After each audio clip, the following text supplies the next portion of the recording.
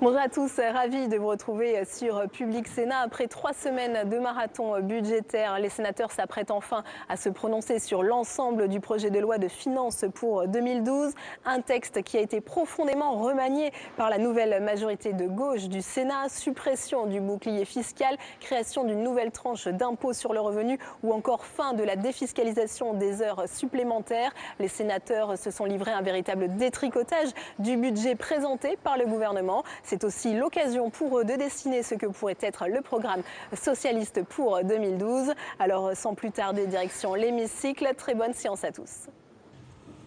L'ordre du jour appelle à la suite de l'examen du projet de loi de finances pour 2012 adopté par l'Assemblée nationale.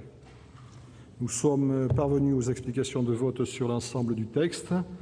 La parole est à Madame Nicole Bricq, rapporteure générale de la Commission des finances.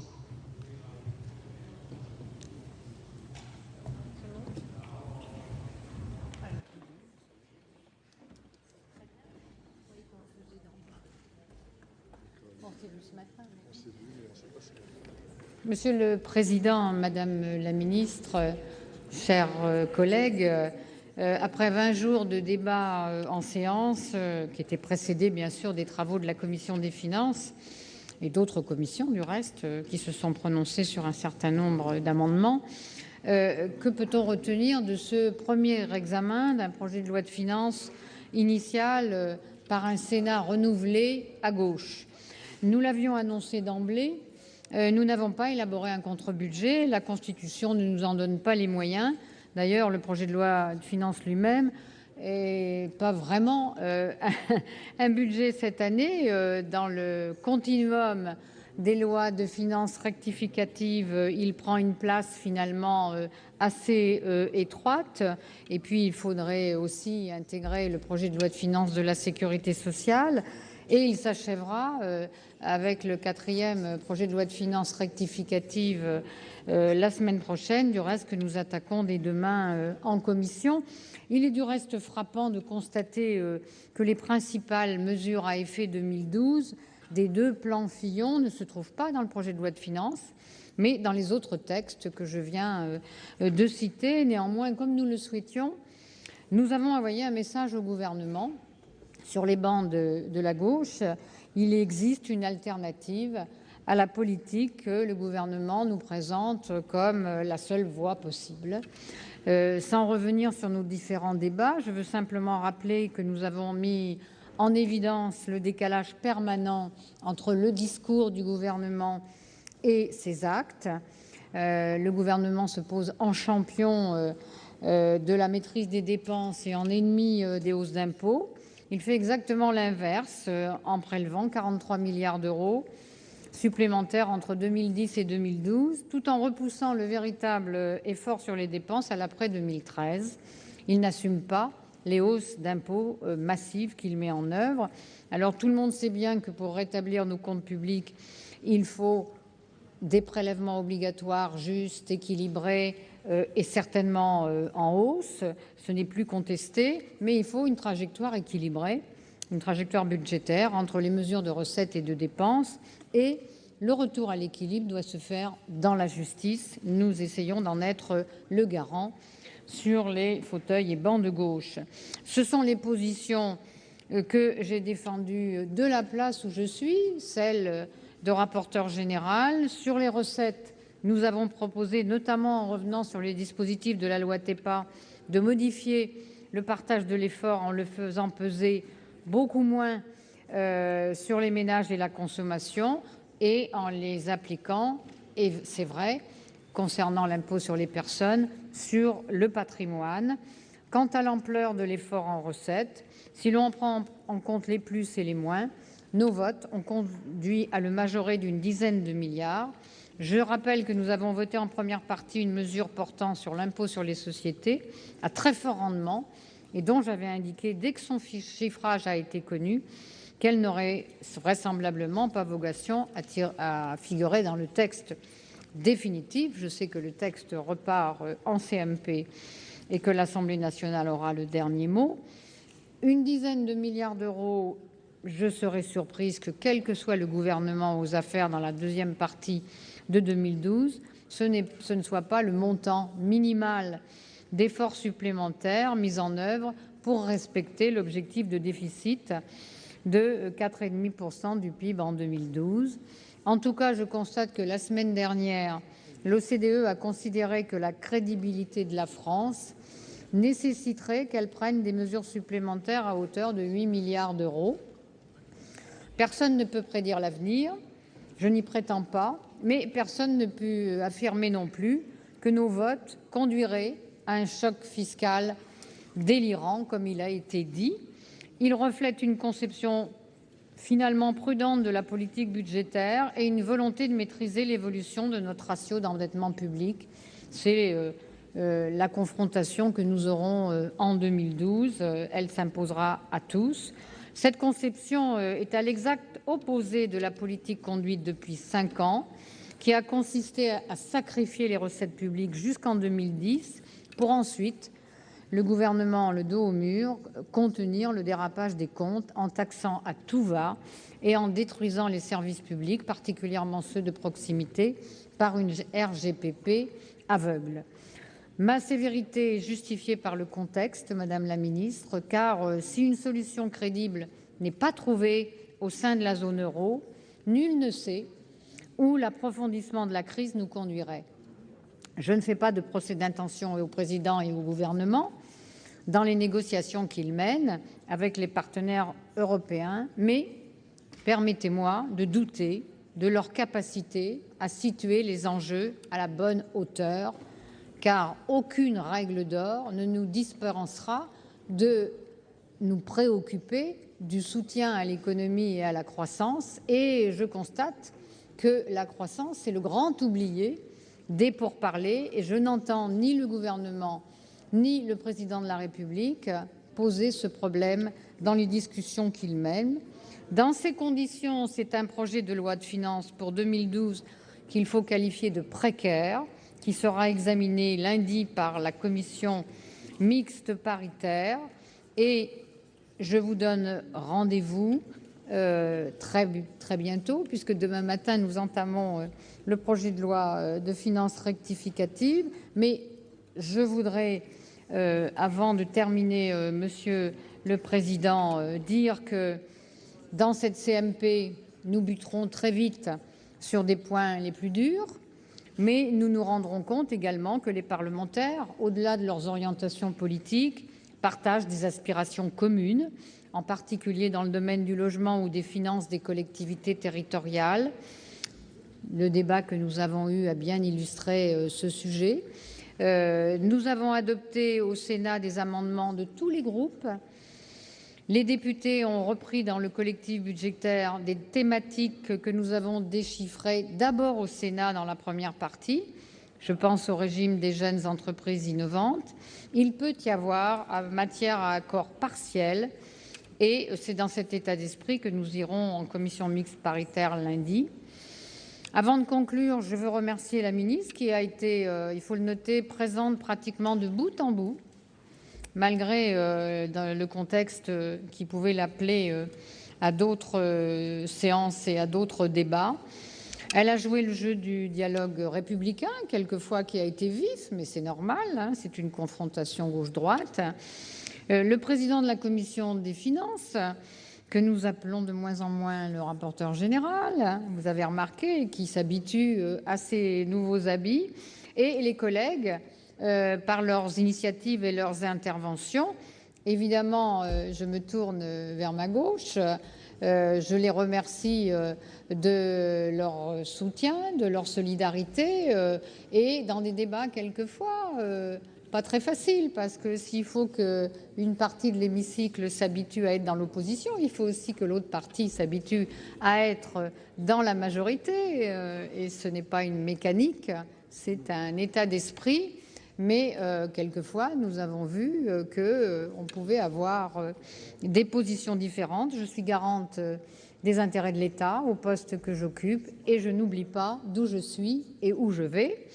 Donc, les présidents successifs, Monsieur le Président du Sénat, ont conduit les débats qui n'ont pas connu de heurts violents, des hésitations, mais nous n'avons eu recours à aucun moment au scrutin public. Il faut le noter, ce n'est pas toujours le cas sur ces textes, mais j'arrête là. Le marathon continue. Rendez-vous la semaine prochaine pour le projet de loi de finances rectificative.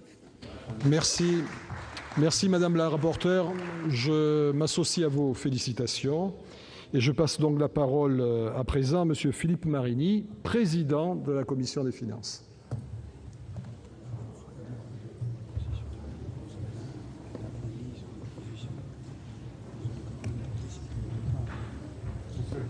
Monsieur le Président.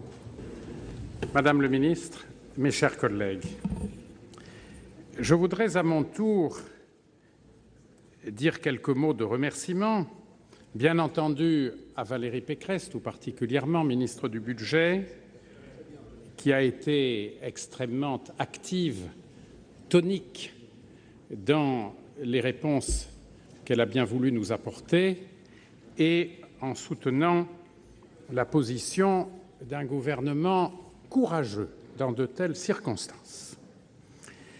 Associer à ces remerciements, bien entendu, ses collaborateurs, remercier par ailleurs Monsieur le Président et l'ensemble des vice-présidents qui ont mené nos débats, les 14 secrétaires, les services de la séance et des comptes rendus et qui ont relaté fidèlement nos échanges. Je voudrais remercier les 47 rapporteurs spéciaux de la Commission des finances. Chacun a exercé sa fonction avec beaucoup de soin et avec talent. Bien sûr, je salue la capacité de travail de notre rapporteur général qui, sur bien des points, d'ailleurs, me semble-t-il, s'est inscrite dans la continuité de certaines réflexions ou de méthodes de travail de notre commission.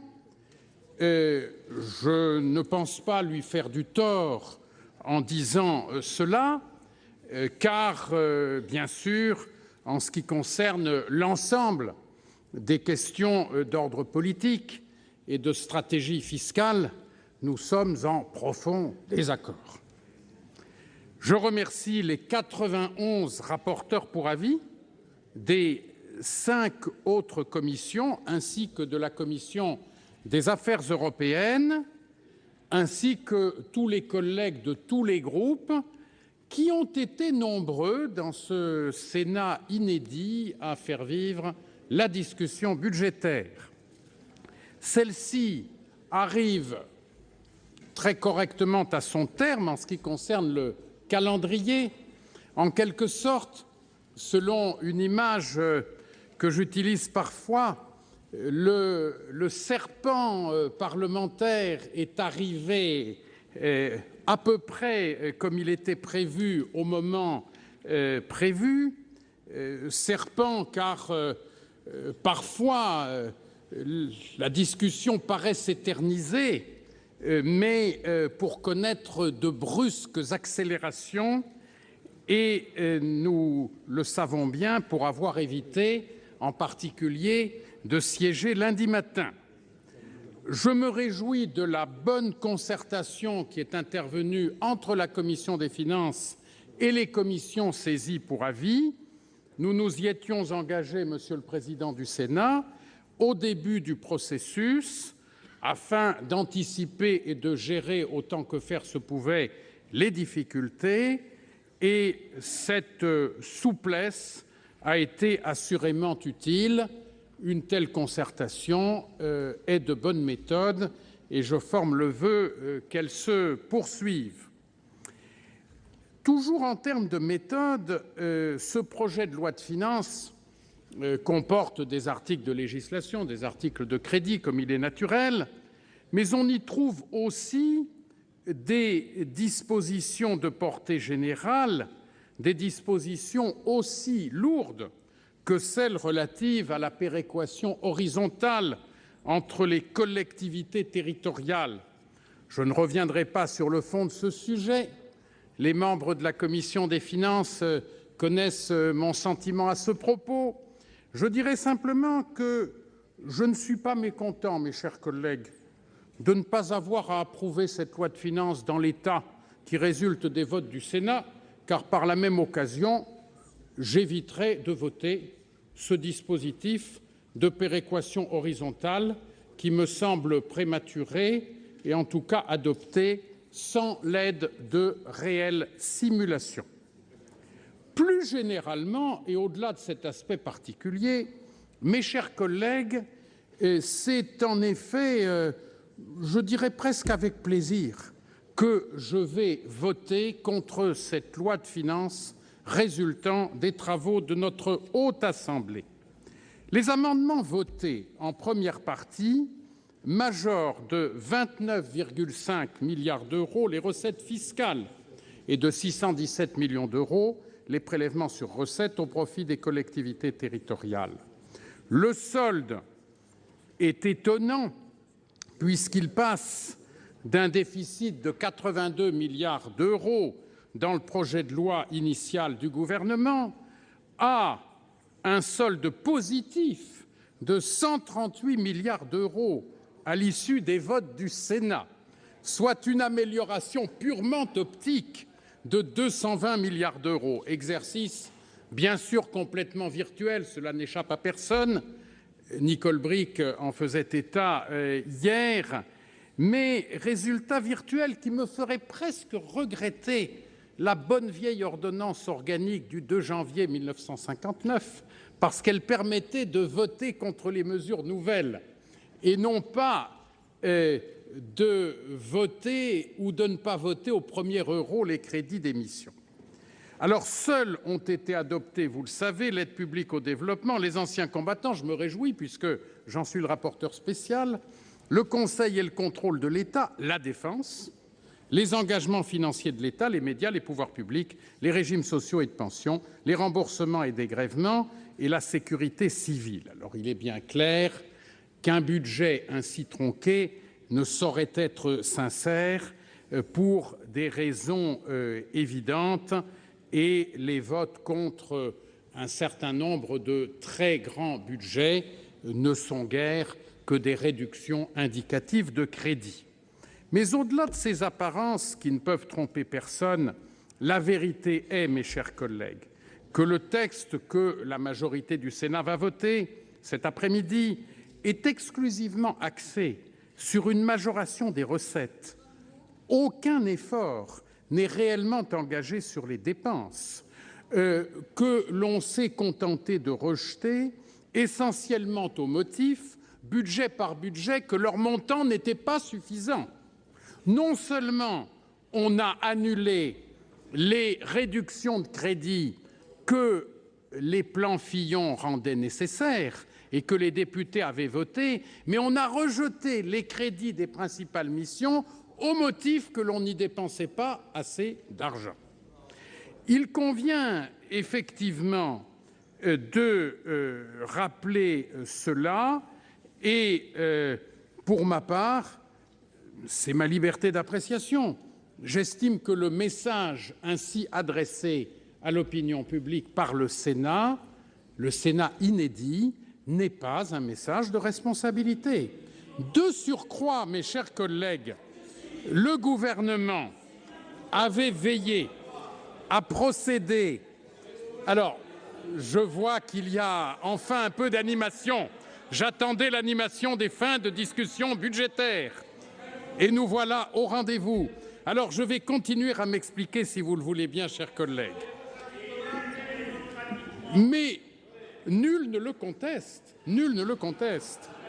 Alors, de surcroît, mes chers collègues, si vous voulez bien me permettre de poursuivre, et je ne serai pas très long, le gouvernement avait veillé à procéder à une répartition équitable de l'effort en imputant le plus gros des nouvelles recettes sur les grandes entreprises et les détenteurs de patrimoine, tout en demandant une contribution aux ménages, mais dans des proportions acceptables. Or, le budget que propose ici la nouvelle majorité sénatoriale fait porter la totalité de l'effort virtuel supplémentaire sur les entreprises, y compris d'ailleurs les petites et moyennes entreprises, et sur les épargnants. Et je rappellerai les principales de ces mesures par ordre décroissant de rendement. Alors, la mesure la plus remarquable, c'est l'écrêtement de la déductibilité des intérêts par rapport au résultat fiscal d'une entreprise. C'est une innovation complète en matière de fiscalité et, selon les estimations du gouvernement, ceci représenterait un rendement potentiel supplémentaire pour l'impôt sur les sociétés de 17 milliards d'euros, alors que son produit total de cette année doit être de l'ordre de 47 milliards d'euros. On peut admettre qu'il s'agisse là d'un vote portant sur un amendement mal identifié. Ensuite, la suppression de l'exonération des heures supplémentaires, et là il s'agit d'une position qui est politiquement plus argumentée, 4,5 milliards de suppression, dont les 2 tiers au titre des cotisations sociales versées par les entreprises et qui, pour le tiers restant, portent préjudice clairement au pouvoir d'achat. Le rétablissement de la première tranche de l'impôt sur les patrimoines, qui touche les classes moyennes urbaines quelques mois après le vote auquel nous avions procédé, la suppression des allègements de droits de succession et de donation avec un seuil abaissé à 50 000 euros, ce qui touche de même les classes moyennes urbaines, le plafonnement de différents avantages fiscaux, la suppression du plafond de droits de mutation à titre gratuit pour certaines cessions de valeurs mobilières, l'alourdissement de la fiscalité des dividendes. Bref, le rendement de l'impôt sur les sociétés serait amélioré considérablement de plus de 20 milliards d'euros. Le poids des impôts sur l'épargne et le patrimoine serait aggravé de 3,5 milliards et le poids de l'impôt sur le revenu serait aggravé de 2,4 milliards d'euros. S'agissant des mesures que comportent les 2 plans Fillon, nous verrons lors de l'examen du collectif budgétaire si les votes de la majorité sénatoriale s'ajoutent en totalité ou partiellement aux efforts déjà demandés par le gouvernement. Mais retenons que les recettes fiscales nettes que créerait le vote du Sénat représentent 1,3 % du produit intérieur brut et que même si l'on imagine que dans le collectif budgétaire vous rejetteriez certaines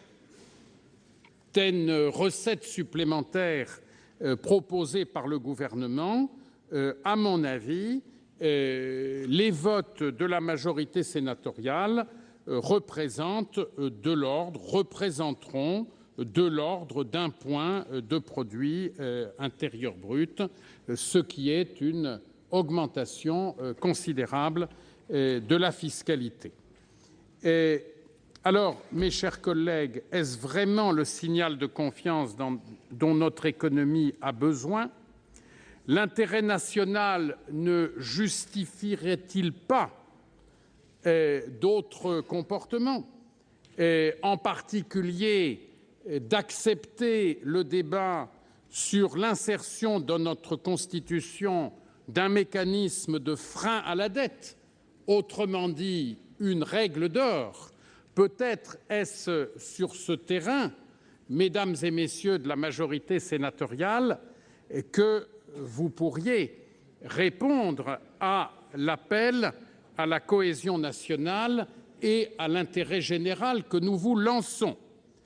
Un tel comportement de responsabilité serait à l'honneur de notre pays, il n'aliénerait en rien notre liberté aux uns et aux autres pour le mandat futur et permettez-moi d'achever en espérant que dans les difficultés et les troubles économiques, financiers et monétaires actuels, nous puissions, en ce qui concerne les règles du jeu de nos finances publiques, leur convergence, leur retour progressif à l'équilibre, faire en sorte que notre pays laisse à l'ensemble de ses partenaires une impression de solidité, de cohésion et d'union. C'est le vœu que je forme pour 2012, mes chers collègues.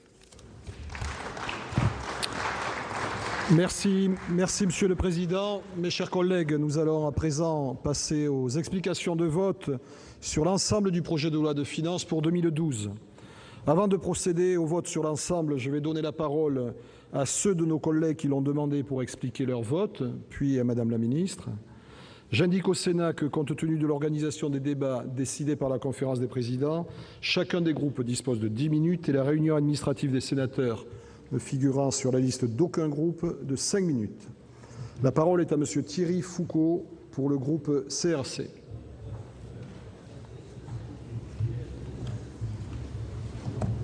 Salut. Bien, Monsieur le Président, Madame la Ministre, mes chers collègues, à la différence de Monsieur le Président de la Commission des finances, je voterai le texte. La France vit au-dessus de ses moyens. C'est d'ailleurs sous cette formule que Madame la Ministre du Budget avait, dans la presse économique, présenté le projet de loi de finances 2012 et les nécessaires efforts qu'il faudrait accomplir pour réduire nos déficits. C'est exact, dit-elle. Nous serions en quelque sorte des cigales inconscientes ayant dépensé sans compter depuis trop d'années. Je voudrais vous dire, Madame la Ministre, que j'invite les membres du gouvernement, ou plutôt à aller tenir ce discours convenable en bonne société, devant une agence de Pôle emploi, la file d'attente d'un bureau municipal du logement, les urgences d'un hôpital de banlieue ou parmi les familles reçues au restaurant du cœur. Vous en verrez sûrement, puisque les restos du cœur ont vu leur fréquentation monter de 25% en 3 ans. Je vous invite, et tous ceux qui voudront les accompagner, à tenir ce que vous appelez langage de vérité devant les 4 millions de chômeurs, les 9 millions de travailleurs pauvres ou alors les 8 millions de Français vivant sous le seuil de pauvreté. Ce sont nos compatriotes, mes chers collègues, et nous devons sans cesse garder à l'esprit, même et surtout, quand nous parlons budget, ces réalités que rien ne peut dissimuler. Quand on veut taper sur les pauvres, on les insulte. Ce discours, Madame la Ministre, culpabilisant, nous ne pouvons l'accepter, nous ne l'accepterons pas et nous ne l'accepterons jamais. Passons aux faits et aux chiffres. Cela fait 10 ans que la droite gère les affaires du pays. Et cela fait 10 ans qu'explosent les déficits, que grossit la dette, que se creusent les inégalités, que gonflent les patrimoines des plus riches et le trésor, bien sûr, des groupes. Pensez-y, les 10% les plus riches détiennent la moitié du patrimoine et les groupes du CAC 40 valent 1000 milliards d'euros à la bourse. Le Sénat, passé à gauche, une première inflexion se manifeste. La baisse de l'impôt de solidarité sur la fortune, sur laquelle nous sommes heureusement revenus en première partie, ce sont 2 milliards de recettes fiscales nouvelles et la fin provisoire d'un cadeau indécent en cette période. Et dire d'ailleurs que le gouvernement avait prévu, par exemple, de procéder au quasi-gel de la progression des allocations logement, atteinte d'ailleurs intolérable au pouvoir d'achat de millions de familles modestes. Mesure malheureusement supprimée par le Sénat. La loi de finances 2012 obéissait à un principe, je dois dire, très grave et très simple. Réduire la dépense publique et augmenter les impôts, les victimes de la rigueur étant à chaque fois les plus modestes. Ce qui veut dire faire payer le déficit, fruit de longues années de cadeaux fiscaux aux groupes et aux plus riches par le plus grand nombre, des retraités, smicards, aux petits entrepreneurs ou alors aux artisans. La démarche de la nouvelle majorité sénatoriale, à laquelle nous avons pris une part importante, décisive, a consisté à remettre les choses à l'endroit. Nous nous sommes résolument attaqués à la question du déficit public. Les amendements déposés par la majorité sénatoriale et adoptés ont fait progresser le rendement de l'impôt sur les sociétés de 20 milliards d'euros, celui de l'imposition des patrimoines de 2 milliards, celui de l'impôt de solidarité sur la fortune de 2 milliards aussi, celui de l'impôt sur le revenu des plus aisés de 3 milliards. Il a clairement été montré que sans hausse des impôts, nous n'arriverons jamais à rien. Encore faut-il qu'elle soit juste, et je dois dire que ce fut le cas. La hausse des impôts, dès lors qu'elle sert le bien commun, nous la revendiquons et je dois dire que nous persistons. L'examen des crédits des missions budgétaires, vous le savez, a procédé de la même démarche, de la même logique d'efficacité et de justice. Loin de la ligne du gouvernement qui ne cesse de réduire les moyens du service public pour mieux le dénigrer, il suffit d'ailleurs de voir le discours de M. Châtel sur une éducation nationale qui ne serait pas assez performante, d'ailleurs pour s'en convaincre. Et je dois dire que c'est en toute connaissance de cause que la majorité sénatoriale a voté contre l'adoption des crédits de la majorité des missions, avec, à la fin d'ailleurs, le paradoxe d'un excédent budgétaire tout à fait virtuel. Et sur ce point de vue, je partage l'opinion du président de la commission des finances. Ainsi, nous avons rejeté les crédits, au demeurant la plupart du temps insuffisants, de l'enseignement scolaire, de la justice, du travail et de l'emploi, de la solidarité et de l'insertion ou encore de la sécurité.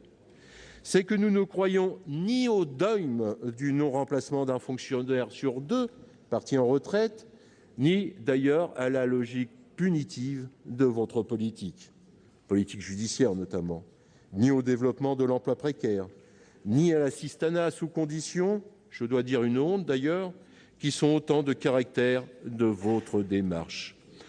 Comme la loi organique sur les lois de finances nous prive de la possibilité réelle de modifier l'allocation des ressources publiques, les crédits ont été votés pour 0 €. Résultat, si la loi de finances était votée en l'état, nous ne pourrions pas payer les enseignants, verser les allocations adultes handicapés, aider les familles à payer leur loyer, ouvrir les antennes de Pôle emploi au service des chômeurs. Notons tout de même que, faute de rémunérer les policiers, le maintien de l'ordre aurait quelque peine à être assuré dans ce contexte. On pourrait s'amuser de tout cela si la situation n'interrogeait le devenir de la loi organique sur les lois de finances. Il aura suffi, mes chers collègues, d'une discussion budgétaire tenue dans 2 assemblées, avec une majorité différente, une vision différente, pour montrer que la LOLF n'est en aucune matière l'outil dont nous avons besoin pour débattre du budget de la nation. La LOLF, c'est tout ou rien. On accepte ce que propose le gouvernement ou cela compte pour 0. Telle est la situation dans laquelle nous nous trouvons aujourd'hui. Que devient donc le droit parlementaire d'amendement dans cette affaire? Et je dois dire que notre groupe, nous sommes fiers d'avoir, en 2001, été les seuls à nous opposer à cette mécanique de liquidation du débat parlementaire qui est devenue la loi organique. Une loi qu'il faudra changer et qu'il faudra changer vite. Nous n'avons pas encore été au bout de la logique de gauche de ce budget tel qu'écrit par le Sénat. Nous regrettons, par exemple, que le Sénat n'ait pas été plus loin sur les dotations aux collectivités locales. Quand on dégage 30 milliards de recettes nouvelles, on peut faire mieux que préserver 200 millions de dotations supprimées à l'Assemblée. On peut faire mieux qu'accepter les 250 millions d'un fonds de péréquation intercommunale qui, je dois dire, est mal conçu. Il faut, je le rappelle, s'engager dans une véritable péréquation verticale alimentée par la taxation des fonds spéculatifs, comme vous l'a proposé plusieurs fois notre collègue Marie-France Beaufils. On peut faire mieux que prendre 70 millions pour on ne sait quoi dans les caisses du Centre national du cinéma. On peut aussi faire mieux pour les transports franciliens qu'opposer, comme le fait le gouvernement, la modernisation nécessaire du matériel et des réseaux à une plus juste politique tarifaire. Cette autocritique vaut, je dois dire, pour la prochaine fois, pour que nous fassions encore mieux. Mais démonstration a été faite que l'on pouvait solliciter des ressources nouvelles pour répondre aux défis du temps, qu'il s'agisse de la rénovation des politiques publiques comme de la réduction des déficits. Des pistes, vous le savez, ont été dégagées pour une conception nouvelle de l'action publique, faisant de la dépense publique un moteur de la croissance, comme cela d'ailleurs a toujours été le cas. Des champs de débat sont ouverts et appellent des réponses dans les semaines qui viennent. Transport, éducation, santé, solidarité, politique industrielle, emploi, tous ces thèmes seront au cœur du débat politique, vous le savez, des mois à venir. Et demain, il est plus que probable que la commission mixte paritaire conduise à un échec et que le texte voté par l'Assemblée nationale soit assez largement repris en définitive. Je ne sais pas ce que les agences de notation penseront du passage d'un excédent virtuel de 138 milliards d'euros à un déficit de 80 milliards d'euros, mais je sais que le peuple de notre pays refuse déjà la caporalisation budgétaire de l'accord Merkel-Sarkozy. Vous préférez la contrainte budgétaire sous contrainte des marchés et, je dois dire, sans l'encombrante contrainte de la démocratie, quelle drôle d'idée d'ailleurs, au moment où taxer les transactions financières, je rappelle que c'est au passage 750 milliards d'euros par mois à Londres, ce qui est nécessaire, ce qui est possible d'ailleurs, comme l'a montré l'adoption de cette mesure ici même votée par amendement. Pour l'heure, et pour terminer, pour faire mon temps, merci aux agents du Sénat pour leurs compétences et leur disponibilité. Salut aux assistants et collaborateurs parlementaires qui ont nourri le débat et mépris pour les lobbyistes qui ont tenté, une fois de plus encore, de privatiser le débat public. Au final, je tiens à vous indiquer que pour la première fois, et cela depuis longtemps, le groupe CRC votera en faveur du texte de la loi de finances 2012, tel que largement amendé par le Sénat et sa nouvelle majorité. Merci, Monsieur le Président. La parole est à présent à Monsieur Yvan Collin du groupe RDSE.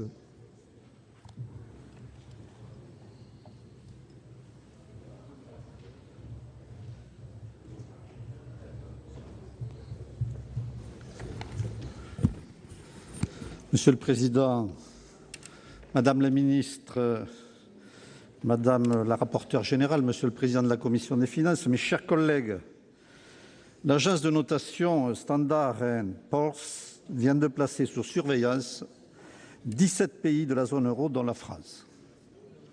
Grâce ou à cause de ce nouvel avertissement, le gouvernement nous explique désormais que seule sa politique de rigueur sera en mesure de soustraire notre pays à cette pression et de lui conserver sa note AAA. Mais qu'avez-vous fait donc hier pour que nous soyons au pied du mur aujourd'hui? Certes, la crise des dettes publiques au sein de la zone euro contraint tous les États à réajuster sans cesse leur politique publique, en particulier leur politique budgétaire. Mais depuis 2008, depuis la crise des subprimes, première alerte d'une crise systémique particulièrement grave, que de temps perdu. Car malgré un environnement macroéconomique fortement dégradé, vous avez longtemps, trop longtemps, compté sur des espérances de croissance pour rétablir les comptes publics. Le résultat, à ce jour, c'est un déficit estimé pour 2011 à 95,5 milliards d'euros. Quant à la croissance, elle va de nouveau se faire désirer l'année prochaine, car nous nous orientons, Madame la Ministre, et vous le savez, vers le spectre de la récession. Pour nos concitoyens, les conséquences sont douloureuses. Vous leur dites qu'ils devront faire des efforts, comme en ont fait les Irlandais, les Anglais, les Grecs. Mais je ne crois pas que les Français soient contre ces efforts dès lors que ce soit dans la clarté, Madame la Ministre, et selon un principe de justice fiscale. Et c'est dans cet esprit, mes chers collègues, que le Sénat s'est évertué à modifier l'équilibre général du projet de loi de finances pour 2012. L'objectif de ramener le déficit public à 3% du PIB en 2013, nous le partageons tous, je crois. Nous n'avons pas d'autre choix, d'ailleurs, que celui de redonner à notre pays une dette soutenable. Pour y parvenir, il y a en revanche plusieurs chemins. Le gouvernement, Madame la Ministre, a choisi le sentier de l'injustice fiscale avec la loi TEPA, qui est devenue le symbole d'une politique très justement qualifiée par notre collègue rapporteur général d'incohérente, d'injuste et d'inefficace. Un dispositif qui coûtera encore 9,3 milliards d'euros en 2012.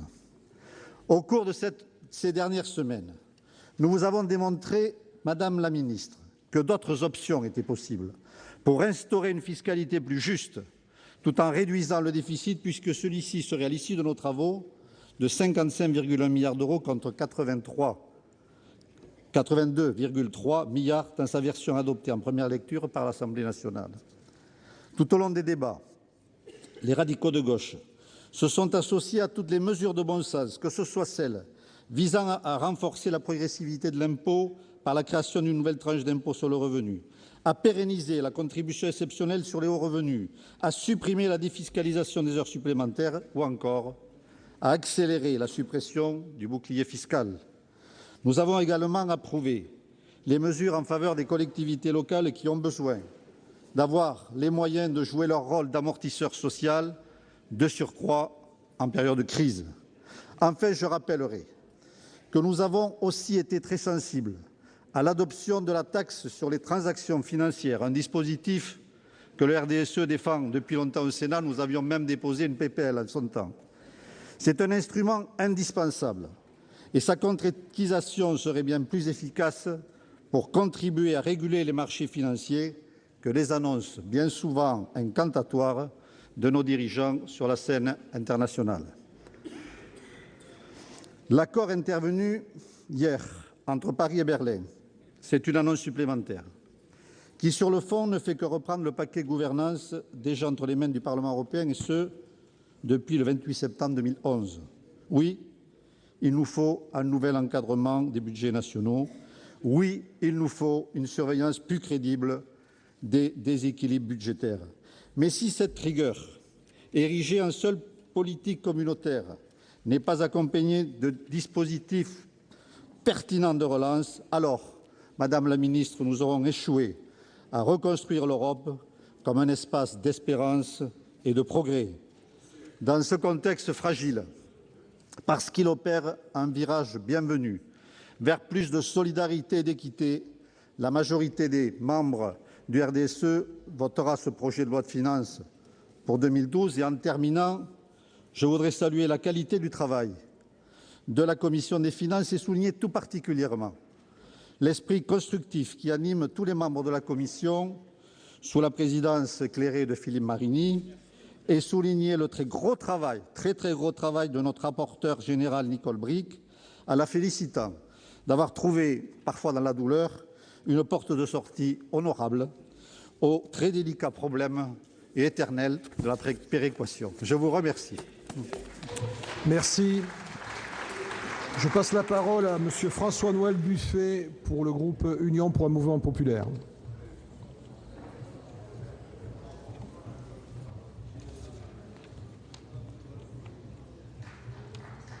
Président, Madame le Ministre, Monsieur le Président de la Commission, Madame le rapporteur, mes chers collègues, nous voici arrivés au terme de ce marathon budgétaire qui va naturellement reprendre finalement très vite avec le collectif de cette fin d'année. Mais le moins que nous puissions dire, c'est que ce débat aura été riche d'enseignements sur le fond, par l'importance des sujets examinés, au regard évidemment de la gravité exceptionnelle que nous traversons, mais aussi riche de rebondissements et je dirais en conclusion surtout très révélateur au sens photographique du terme. Notre Haute Assemblée a été, semble-t-il, transformée en un grand laboratoire de photos du programme de la gauche, si jamais demain elle devait accéder au pouvoir.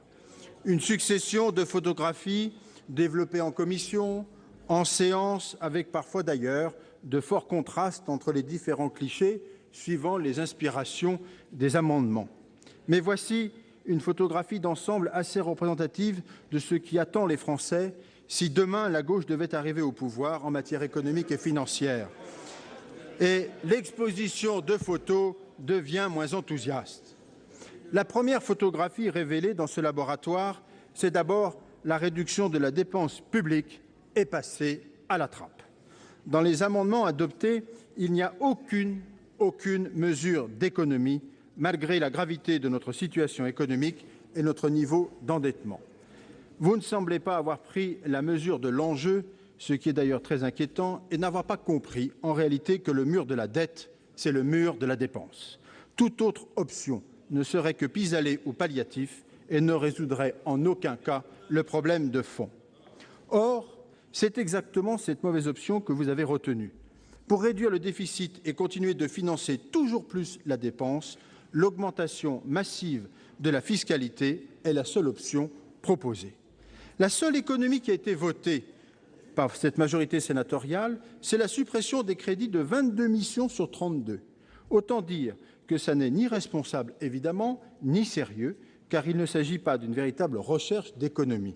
Le budget, d'ailleurs, amputé des 2/3 des crédits de ces missions, ce sont des milliers de fonctionnaires qui ne pourraient être payés si le Parlement adoptait votre projet. C'est là un autre révélateur. La photographie du budget qui sera voté au Sénat montre bien que la gauche est d'autant plus démagogique qu'elle sait que ce budget ne sera pas appliqué. La démagogie n'a plus de limite quand il s'agit de faire contribuer les collectivités territoriales à l'effort national de réduction des dépenses, même pour 200 millions d'euros, soit 1/1000 du budget consolidé des collectivités, la gauche s'y oppose. Mais vous allez encore plus loin en augmentant de 450 millions d'euros les dépenses de l'État pour ces mêmes collectivités. Est-ce, entre nous soit dit, faire preuve de responsabilité dans la période qui s'ouvre, que nous vivons actuellement? Et quand il s'agit de voter la remise d'un rapport au gouvernement sur les dépenses et l'endettement des collectivités, c'est évidemment la bronca et l'opposition. Mais que craignez-vous? En réalité, la transparence, vous la plaidez tous les jours, vous la réclamez en permanence. Quand il faut la faire, la situation n'est pas tout à fait la même. Alors que pour la première fois, depuis 1945, les dépenses de l'État, hors dettes et pensions, et les dépenses de personnel vont baisser en 2012, le rapport sur l'évolution de la dépense publique annexé au projet de loi de finances pour 2012 montre que les effectifs de fonctionnaires territoriaux ont bondi de plus de 18% entre 2002 et 2009. Hors effet de la décentralisation, les communes ont recruté plus de 86 000 agents de plus sur cette période et les effectifs des structures intercommunales ont quasiment été multipliés par 2. Mais quid de la totalité et du détail de ces dépenses et de leur endettement? Le Parlement, a fortiori le Sénat, représentant les collectivités, devrait en être informé précisément. Bien évidemment, il ne s'agit pas de stigmatiser les uns ou les autres des collectivités territoriales, mais d'en appeler à leur responsabilité. Les efforts doivent être consentis par tous et partagés par tous. Mais face à cette photographie des dépenses, nous avons ce que l'on pourrait qualifier de cliché des recettes. Et là, ce n'est pas triste non plus. Car que proposez-vous? Un redoutable choc fiscal de 32 milliards d'euros pour nos concitoyens et nos entreprises. C'est quasiment un concours l'épine des nouvelles niches fiscales, 23 en tout, et de taxes, 30 au total, après les 17 taxes que vous avez déjà votées dans le cadre du projet de loi de finances de la sécurité sociale. Madame le rapporteur, force est de reconnaître que vous avez beaucoup travaillé et personne ne conteste dans cet hémicycle votre compétence en la matière, mais dans un laps de temps très court. En revanche, nous avons tout de même un problème de cohérence. Il n'existe pas de cohérence, tant sur la forme, bien sûr, par la nouvelle majorité, mais aussi peu de cohérence sur le fond. Ou alors, il s'agit peut-être d'une incohérence. Il s'agit sans doute d'une surenchère qui nous paraît tout à fait déraisonnée. Par exemple, vous rendez pérenne la contribution sur les hauts revenus et créez en supplément une nouvelle tranche supérieure d'impôt sur le revenu. Tant qu'à faire, pour le prix d'un, c'est sans doute mieux. 2 pour le prix d'un, c'est sans doute mieux. Pour les entreprises, vous additionnez des taxes sans aucune limite jusqu'à un niveau démesuré de 20 milliards d'euros, l'équivalent de la moitié du montant de l'impôt sur les sociétés, Est-ce bien raisonnable? Posons-nous la question, enfin plus exactement posez-vous la question de qui est créateur d'emplois et de croissance, sinon les entreprises. C'est bien sûr irresponsable, c'est le meilleur moyen d'ailleurs de casser la faible croissance que nous connaissons aujourd'hui et de déstabiliser notre économie. Le gouvernement, lui, l'a compris.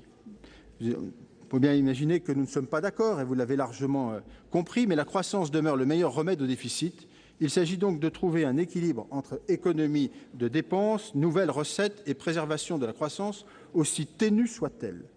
Avec le budget que vous nous proposez, cet équilibre est naturellement et franchement rompu. La préservation de la croissance passe aussi par le maintien de la consommation des ménages, que la politique du gouvernement a permis de maintenir à un bon niveau jusqu'à présent, malgré le choc violent de la crise. Or, les propositions de votre majorité se résument également à toujours plus d'impôts et de prélèvements sur les classes moyennes et sur les ménages. Un exemple emblématique est la suppression d'ailleurs des exonérations fiscales et sociales pour les heures supplémentaires, qui va représenter 3,2 milliards d'euros d'impôts supplémentaires pour 9 millions de salariés modestes qui gagnent 1 500 € en moyenne et perçoivent ainsi 450 € de plus par an. Concrètement, c'est moins de pouvoir d'achat pour une aide-soignante hospitalière qui prend une garde de plus ou un enseignant qui travaille quelques heures de plus par mois. Autre mesure emblématique, c'est le rabaissement du seuil d'exonération des droits de succession de 159 000 à 50 000 €. Par idéologie, sans doute, vous êtes revenu sur l'exonération des droits de succession qui concernait les Français des classes moyennes au patrimoine modeste. Revenir dessus, c'est les pénaliser, et c'est en zone urbaine tendue, ce n'est pas tenir compte du renchérissement de l'immobilier. Nous sommes en désaccord total, évidemment, avec les choix que la majorité du Sénat vient de faire. Néanmoins, nous avons constaté aussi un certain nombre de divergences dans vos rangs. Faut-il rappeler les discussions sur les prélèvements perçus sur le Centre national du cinéma? Faut-il rappeler les tergiversations sur l'écotaxe sur les papiers des livres? Faut-il également rappeler la question préalable déposée par le groupe communiste sur le budget 2012 qui eût conduit à ne pas débattre du tout du texte si cela avait été adopté?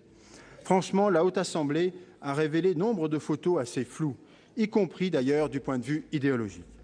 Entre, d'une part, coller à l'idéologie d'une gauche conservatrice, soignant son électorat, en refusant le jour de carence pour les fonctionnaires. Alors faut-il le rappeler, il en existe 3 dans le privé, la proposition du gouvernement étant donc nettement plus light. Et d'autre part, ne plus du tout coller à une idéologie de défense des plus faibles, dont la gauche a tout fait de se faire chantre, jusqu'à offusquer d'ailleurs, rappelez-vous-en, les associations de défense des mal-logés, en refusant la taxation des loyers abusifs pour les micro-logements proposés par le gouvernement. A contrario d'ailleurs du vote socialiste à l'Assemblée nationale, ce qui souligne encore une fois une contradiction interne de plus. En conclusion, mesdames et mes chers collègues, je voudrais simplement rappeler que face à un gouvernement qui assume ses devoirs et qui assume ses responsabilités dans un contexte difficile, en préconisant des économies, la maîtrise des dépenses, une stabilité fiscale, vous nous opposez toujours plus de dépenses et plus de taxes. C'est bien là la différence idéologique qui nous sépare et sur lesquelles, dans les mois qui viennent, les Français devront décider. C'est la raison pour laquelle, au vu du projet de budget que vous nous proposez, le groupe UMP votera contre. Merci. Merci. La parole est maintenant au président François Zocchetto pour l'Union centriste et républicaine. Salut François.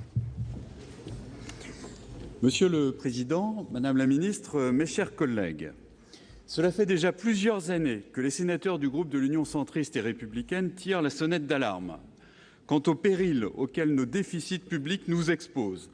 Et nous avons eu à plusieurs reprises, lors de la discussion du présent projet de loi de finances, l'occasion de rappeler quelques faits qui s'imposent. Vous les connaissez tous. La dette publique représente près de 85% de notre PIB, soit plus de 1 700 milliards d'euros. Nous avons souvent répété qu'il nous faudrait presque 7 années de recettes fiscales consécutives pour parvenir à rembourser le principal de cette dette. Eh bien, c'est vrai. Ce soir, nous devrions nous réjouir, mes chers collègues, car il semblerait que la nouvelle majorité sénatoriale nous ait entendus. Le budget que nous allons voter est exceptionnellement excédentaire. Même les plus anciens siégeant ici n'ont jamais connu cette situation. 137 milliards d'euros, alors que nous partions avec un déficit prévisionnel de plus de 81 milliards. Reconnaissez-le, c'est une prouesse. Il faut la mettre en perspective avec le travail accompli par la nouvelle majorité sénatoriale depuis 2 mois, soit presque près de 35 milliards d'euros de recettes supplémentaires, et donc une aggravation de notre taux de prélèvement obligatoire de 1,5 %. La première partie du projet de loi de finances a été amendée par un volontarisme peu égalé jusqu'alors. Quant aux moyens alloués aux politiques publiques, c'est-à-dire les dépenses, eh bien, elles détonnent très franchement par rapport aux précédents exercices. Le président de la commission des finances l'a dit tout à l'heure, seules 10 missions ont été adoptées, dont les plus stratégiques quant à la garantie de continuité du service public. Je pense par exemple à la mission Médias, dont les crédits ont été votés. Je pense à la mission Anciens combattants, certes importante, mais on attend de voir les autres missions. Pour autant, si nous devions voter en faveur de ce texte sous sa forme actuelle, l'essentiel des fonctionnaires ne serait pas payé en 2012, ce qui est un peu dommageable, lorsqu'on emploie pas moins de 2 millions de personnes. Nous ne payerions pas les juges, puisque les crédits de la mission Justice ont été rejetés. Est-ce bien grave? Ne sont-ils pas, après tout, habités par le sens supérieur de l'intérêt général? Nous ne payerions pas non plus les policiers, quoique l'accomplissement de leur mission est une fin en soi. Je pourrais multiplier les exemples, mais le constat est clair. Nous nous sommes livrés, mes chers collègues, à un pur exercice de science-fiction qu'aucune agence de notation n'aurait pu imaginer. Ce n'est pas un budget de rigueur ou de responsabilité que nous avons à voter ce soir, c'est un fantasme néolibéral de disparition de l'État purement et simplement.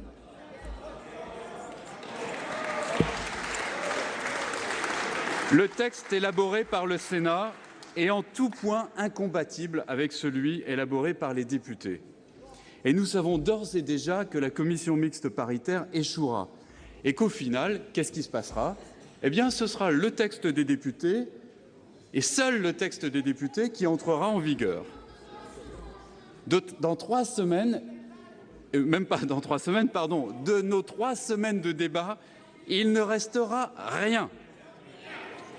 Alors, bien sûr, on peut se cacher derrière l'article 45 de la Constitution et regretter que le bicamérisme ne soit pas davantage égalitaire. Ça, je suis prêt à travailler sur ce sujet.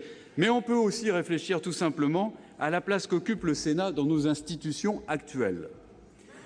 Nous connaissons tous le mot de Clémenceau qui disait « Le Sénat, c'est d'abord, je cite, le temps de la réflexion ». Et je regrette amèrement que nous tendions à devenir le lieu d'une mascarade généralisée, contraire à l'esprit qui préside au bon fonctionnement de nos institutions et de la République. Et je vous le promets, une telle attitude remettra rapidement en cause l'existence du Sénat. Comment, dans une période de contraintes budgétaires, nos concitoyens pourraient-ils accepter de sacrifier annuellement 300 millions d'euros pour entraver le fonctionnement de la procédure législative? Comment? Ces 3 dernières semaines ont comporté une grande part d'absurde et nous nous retrouvons maintenant face à l'évidence.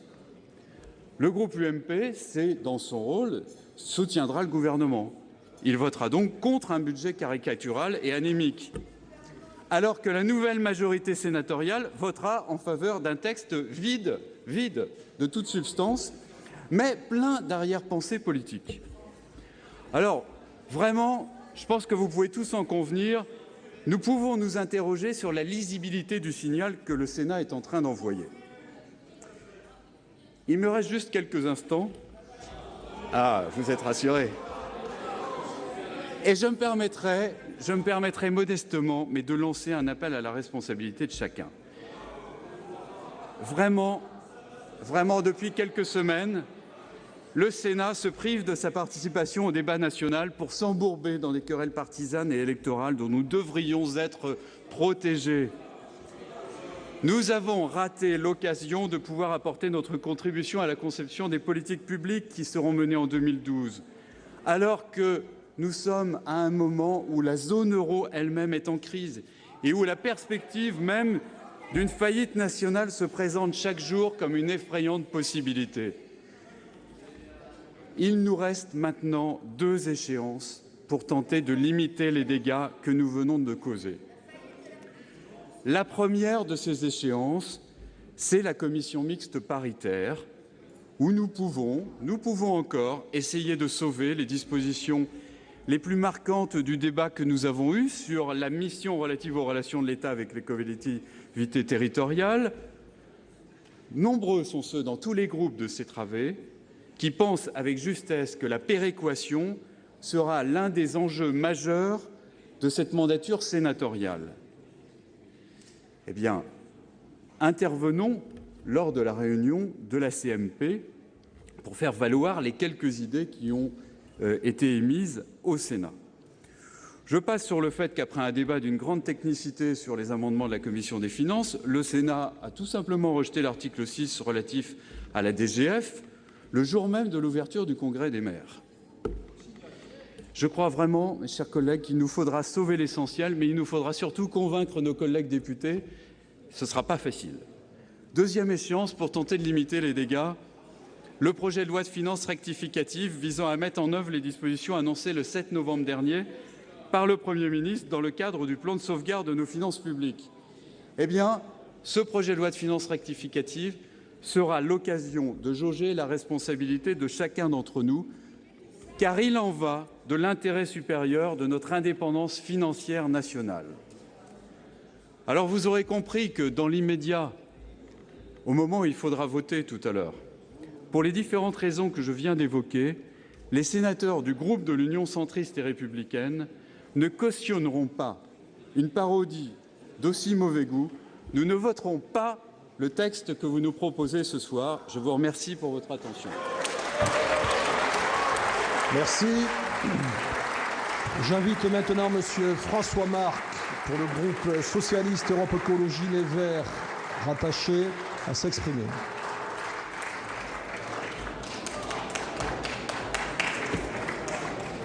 Vous avez la parole. Monsieur le Président, Madame la Ministre, mes chers collègues, à quelques mois de la fin du quinquennat, le Sénat, aujourd'hui majoritairement à gauche, Sénat inédit certes, mais légitime, Monsieur le Président. Le Sénat est appelé à se prononcer sur le projet de loi de finances pour 2012. Nul n'ignore les difficultés dans lesquelles s'est trouvé le Parlement pour traiter d'un projet de budget insincère et profondément inéquitable. Notre institution s'est pourtant mobilisée pour à la fois inscrire ce budget dans une vision moins irréaliste des choses et faire valoir des orientations politiques plus en phase avec les attentes de nos concitoyens dans un contexte de crise qui frappe déjà durement les plus fragiles. Plusieurs centaines d'amendements ont été votés, souvent avec un avis défavorable du gouvernement. S'agissant des recettes, 108 amendements ont été adoptés qui améliorent le solde budgétaire de plus de 11 milliards d'euros. Ces amendements visent non pas, comme l'insinue Madame la ministre du Budget, à créer une multitude de taxes supplémentaires. La ministre a d'ailleurs parlé en séance l'autre jour de 30 taxes supplémentaires. Eh bien, Madame la ministre, nous avons fait les comptes des taxes que vous avez créées depuis septembre. Et nous arrivons à un total de 31. J'ai la liste, je peux vous en donner connaissance, mais vous les connaissez sûrement mieux que moi. Nos amendements visent essentiellement à supprimer ou à diminuer les avantages indus qui ont été distribués par les cadeaux fiscaux et les très nombreuses niches créées par le gouvernement.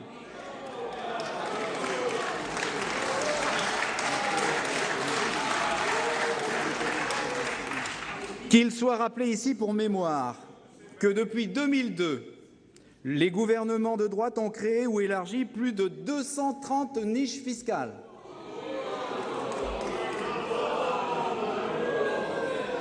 Selon le Conseil des prélèvements obligatoires, il existe aujourd'hui en France pas moins de 538 mesures dérogatoires fiscales et sociales, dont il a été dit récemment dans un rapport de Bercy qu'elles étaient improductives pour la moitié d'entre elles, soit pour 50 milliards d'euros par an. Madame la ministre, la politique budgétaire conduite depuis 2002 en France nous a conduits au désastre.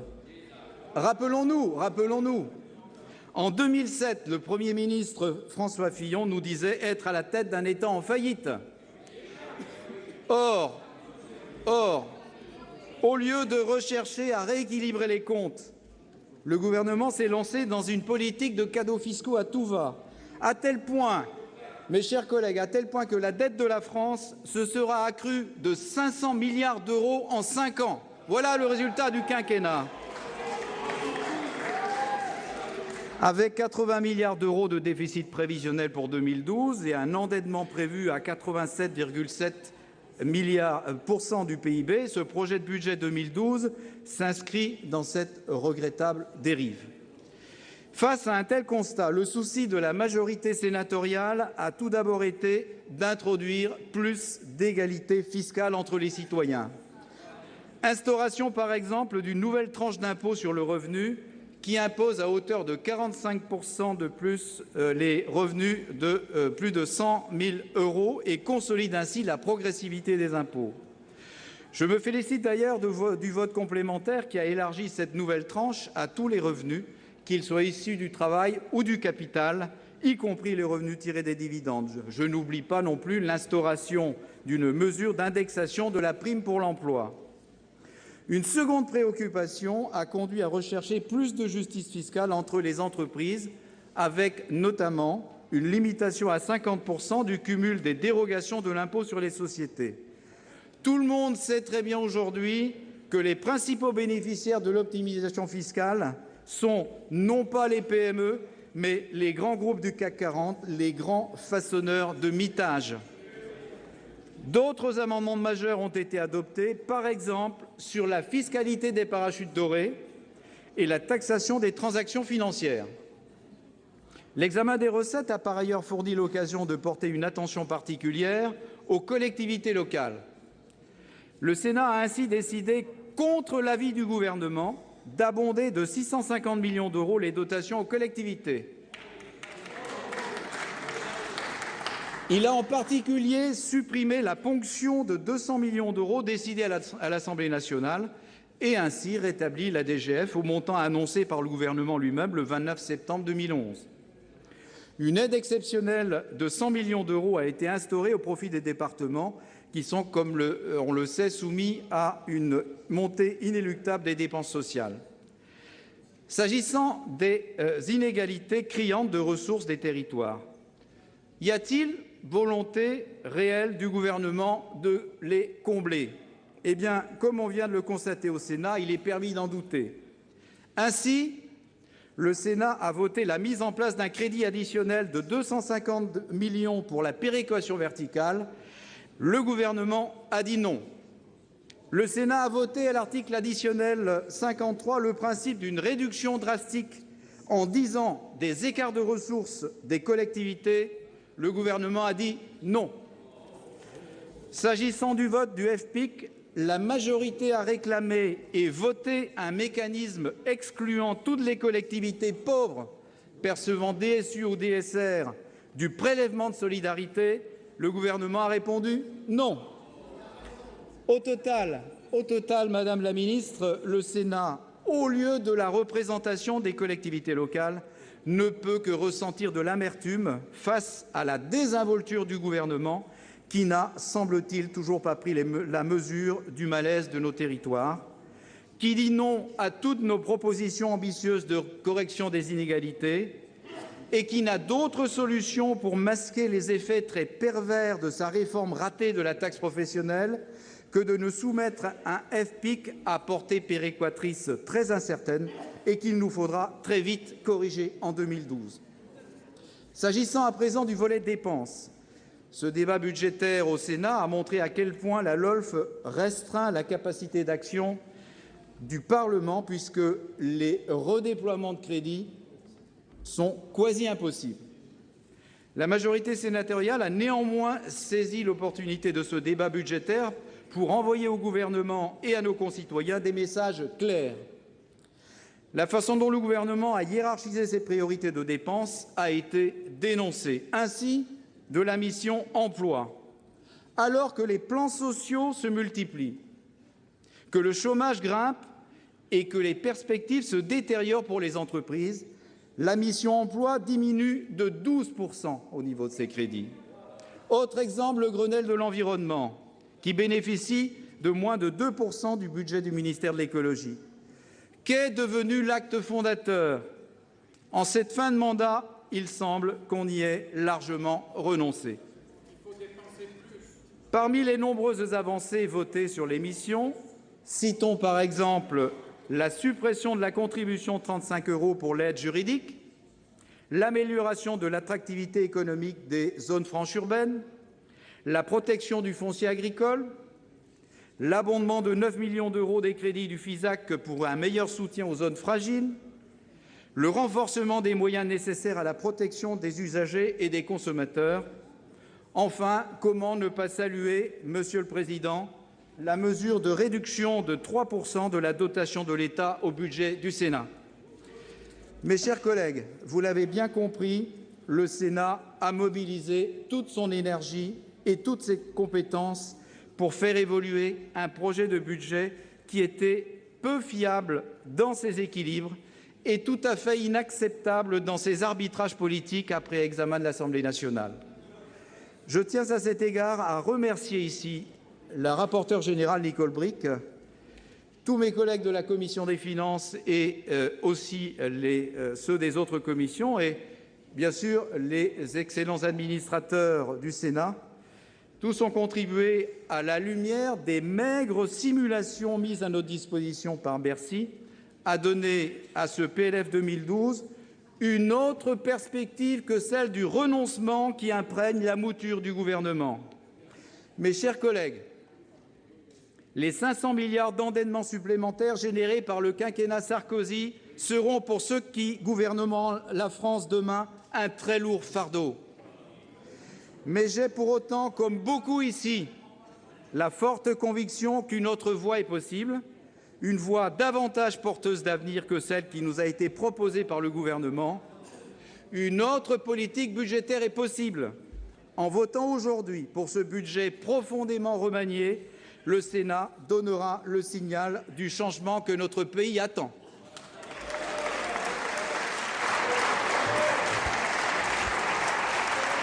Merci. La parole est à présent à M. Jean-Michel Baillet pour le groupe Rassemblement démocratique social européen.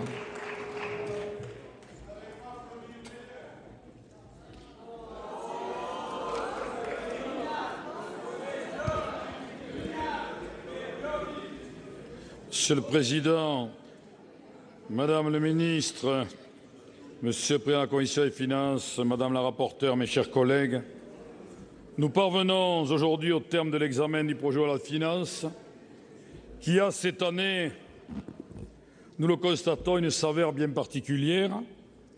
En effet, il est le premier à avoir été examiné par la nouvelle majorité sénatoriale à laquelle le Parti radical de gauche est fier d'appartenir et qui, Monsieur le Président de la Commission des finances, n'est pas une majorité inédite, mais le prémisse de ce qui va se passer dans quelques mois pour la France. Mes chers collègues, je me réjouis que nous ayons pu démontrer à nos concitoyens que la politique budgétaire mise en œuvre depuis plus de 4 années par le gouvernement actuel n'est pas une fatalité, que la rigueur ne doit pas s'abattre uniquement sur les plus démunis, et enfin que l'élaboration d'une politique différente peut permettre une réelle justice fiscale même en période de crise. Madame le ministre, le projet de loi de finances que vous nous avez présenté porte le parfum de l'insincérité. Quelques jours seulement après la mise sous surveillance de la notation française par l'agence Moody's, et depuis, il y a eu pire, le président de la République a annoncé la révision à la baisse de la prévision de croissance qui passa de 1,75 à 1%. Si l'on peut toujours arguer que mieux vaut tard que jamais, cette volte-face est tout de même, mes chers collègues, symptomatique des maux dont souffre cette politique. En premier lieu, l'emprise des marchés financiers et autres agences de notation sur la gouvernance économique française est patente. Mes chers collègues, à mon grand regret, je crois pouvoir affirmer devant vous que le capitaine du navire a malheureusement quitté Bercy. En second lieu, l'imprévoyance avec laquelle ce projet de loi de finances a été élaboré. Jamais un tel écart n'avait été constaté entre l'hypothèse de croissance retenue par le gouvernement et celle établie par les organismes internationaux. La croissance réelle étant toujours, nous le savons, inférieure aux espérances, ce projet de loi est d'ores et déjà obsolète. De fait, vous nous donnez vraisemblablement rendez-vous dans quelques mois pour discuter d'un projet de loi de finances rectificatif. Bien sûr, la prudence électorale d'une telle démarche à la veille de l'élection présidentielle ne trompe personne. En tout cas, les semaines à venir revêtiront une importance capitale pour les pays de la zone euro qui sont confrontés à la crise que nous connaissons. Pourtant, Madame le ministre, au travers de ce projet, vous ne parvenez ni à réduire le gouffre de la dette, ni à créer le terreau favorable à une relance économique pourtant indispensable. Concernant les recettes, l'empilement de mesurettes sans cohérence ne peut constituer la politique fiscale d'envergure dont la France a besoin. Mes chers collègues, je tiens enfin à souligner une fois encore la qualité du travail de notre Assemblée et de sa commission des finances en particulier. En effet, elle a introduit une indispensable dose d'équité et de justice fiscale dans ce projet de loi qui en était dépourvu, notamment en créant une nouvelle tranche de 45% applicable aux revenus supérieurs à 100 000 €. Elle renforce la progressivité de l'impôt sur le revenu que les radicaux de gauche ont toujours appelé de leurs vœux. Je me félicite également de l'abrogation immédiate de plusieurs mesures emblématiques de votre politique, telles que la défiscalisation des heures supplémentaires, le bouclier fiscal ou encore l'allègement de l'ISF. Quant à la seconde partie de ce projet de loi de finances rectificative relative aux dépenses, les coupes sombres qui y sont opérées auront indubitablement des conséquences néfastes tant sur l'activité économique que sur la cohésion sociale, et je pense notamment au sort réservé aux collectivités représentant 75% de l'investissement public et jouant un rôle central dans l'action sociale. Pourtant, elles souffrent aujourd'hui des effets de la disparition de la taxe professionnelle, entre autres. Nombre d'entre elles sont dans l'incapacité d'honorer l'ensemble de leurs investissements pour l'année 2011. Alors, Madame le ministre, mes chers collègues, nous ne sortirons pas de la plus grave crise économique que nous ayons connue si nous n'avons pas une volonté résolue et forte d'aller vers davantage d'Europe. Et les déclarations, au risque d'étonner, de la chancelière allemande sur la création d'une union budgétaire et fiscale européenne et celle de la Commission européenne sur l'émission d'eurobonds me semblent encourageantes. Elles démontrent en tout cas qu'est venu le temps de l'Europe fédérale que le Parti radical de gauche appelle de longue date de ses vœux. Mes chers collègues, Madame la ministre, nous sommes toujours orphelins d'une grande et ambitieuse réforme de notre système d'imposition. Néanmoins, comme ce projet de loi de finances en constitue, il faut le reconnaître, indéniablement la première étape, l'ensemble des sénateurs radicaux de gauche, ainsi que la grande majorité de mes collègues du RDSE, l'approuveront naturellement. Merci. Après l'expression des représentants des groupes politiques, je passe à présent la parole à Madame Valérie Pécresse, ministre du Budget, des Comptes publics, de la Réforme de l'État, porte-parole du gouvernement.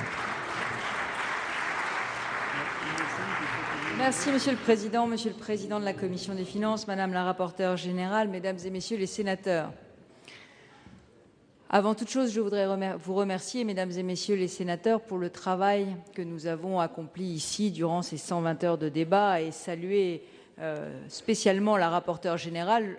C'est peu dire que je ne partage pas ces orientations ni politiques ni budgétaires, mais je dois saluer le travail qui a été accompli par la Commission en si peu de temps pour, j'allais dire, défaire complètement le budget qui était présenté par le gouvernement. C'était un vrai travail, je ne le dis pas de manière ironique, parce que vous savez, un budget, prendre en main un budget, je parle sous le contrôle de l'ancien rapporteur général devenu président, je crois que c'était effectivement une grosse mission et Madame Bricq a su la saisir avec l'énergie et la détermination qu'on lui connaît, je tiens à l'en remercier.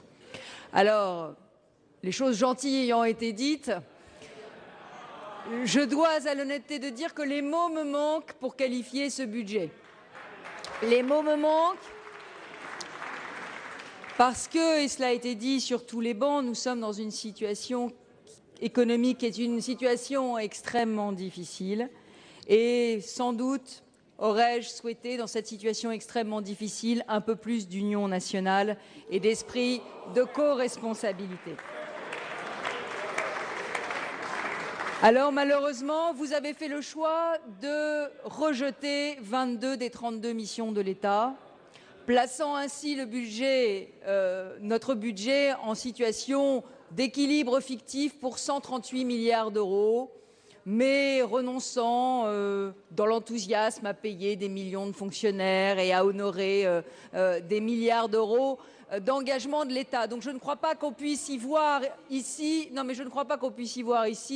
le vrai laboratoire des propositions socialistes que vous aviez l'ambition de créer. En tout cas, je ne le souhaite pas pour le pays.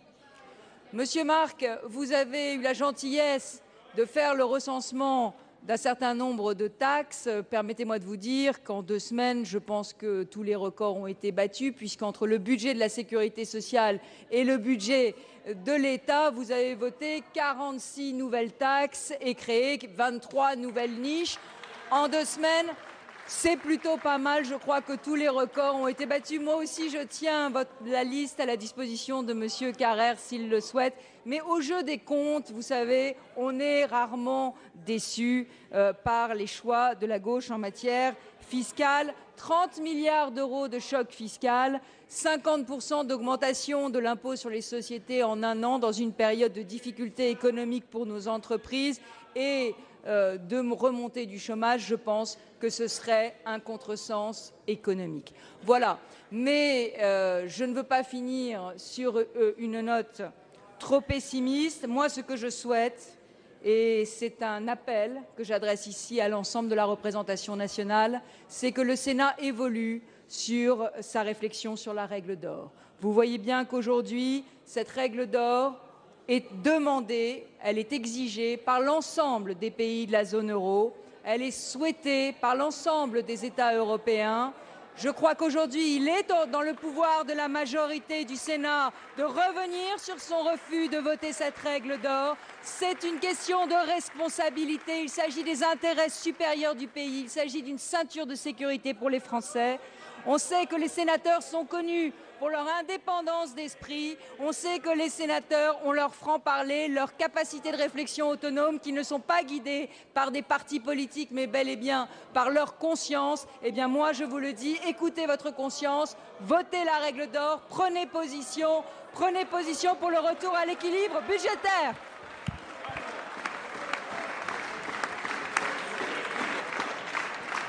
Madame la ministre, mes chers collègues, je voudrais à mon tour me féliciter de la discussion qui a eu lieu ici au Sénat à l'occasion de l'examen du projet de loi de finances. Cette discussion, dans le fond, elle était à la fois maîtrisée, démocratique et efficace. Discussion maîtrisée, oui, puisque nous avons utilisé 20 heures de moins qu'en 2010, Puisque nous avons fait preuve d'une parfaite maîtrise du temps arrêté en commun, en conférence des présidents, à 1 heure près. Démocratique puisque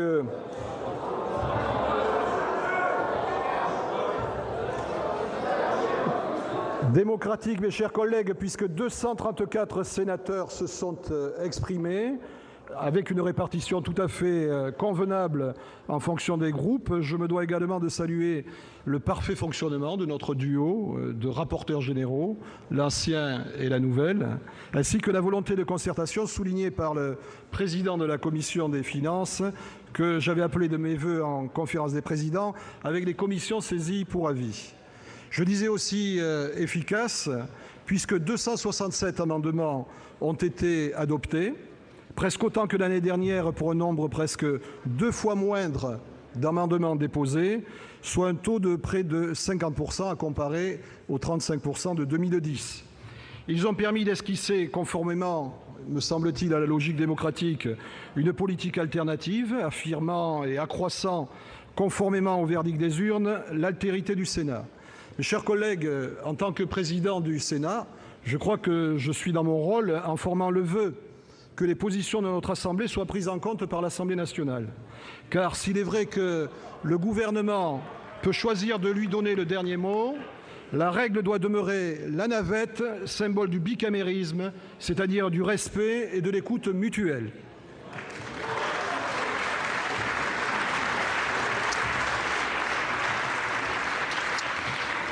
Le Sénat va procéder au vote sur l'ensemble du projet de loi de finances pour 2012. En application de l'article 59 du règlement, le scrutin public est de droit. Conformément à l'article 60 bis du règlement, il va être procédé à un scrutin public à la tribune dans les conditions fixées par l'article 56 bis de notre règlement. J'invite M. Jean Desessard et M. François Fortassin, secrétaires, à superviser les opérations de vote. Et je vais tirer au sort la lettre par laquelle commencera l'appel nominal.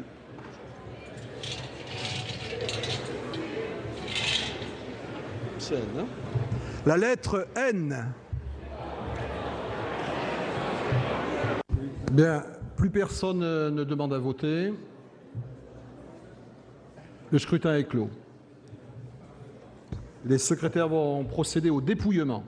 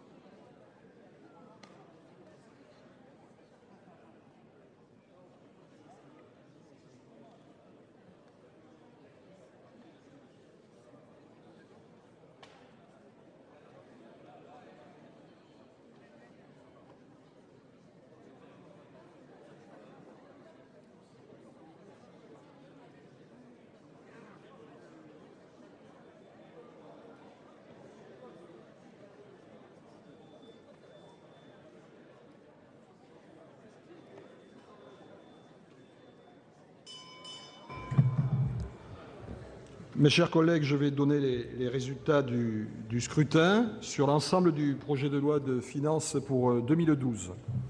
Nombre de votants, 345.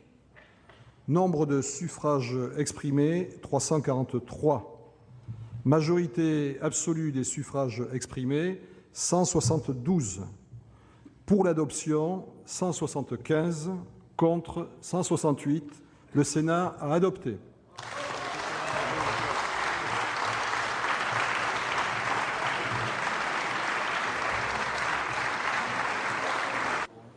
Nous quittons l'hémicycle du Sénat. Merci à vous d'avoir suivi cette séance. Nous reviendrons bien entendu plus largement sur le vote de ce projet de loi de finances dans notre édition de 22h. Très belle soirée à tous.